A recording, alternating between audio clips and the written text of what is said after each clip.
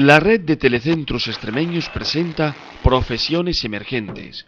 Hace pocos años, casi nadie podía imaginar que muchas personas se ganarían la vida gestionando perfiles de fast food, buscando las últimas tendencias de moda en la red o diseñando aplicaciones para teléfonos móviles. Pero la realidad es que el increíble desarrollo reciente de Internet, el mundo 2.0 y las redes sociales han creado alrededor de la web una gran cantidad de profesiones que hace muy poco tiempo ni siquiera existían.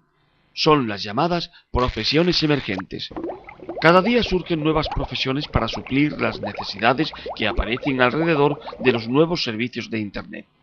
Hablamos de trabajos relacionados con las redes sociales, con la elaboración de contenidos para Internet, con la formación a través de la red, con el desarrollo de aplicaciones para dispositivos móviles o con la gestión de sitios web.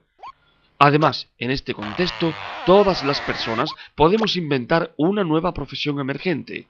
No es necesario estudiar carreras universitarias ni largos máster.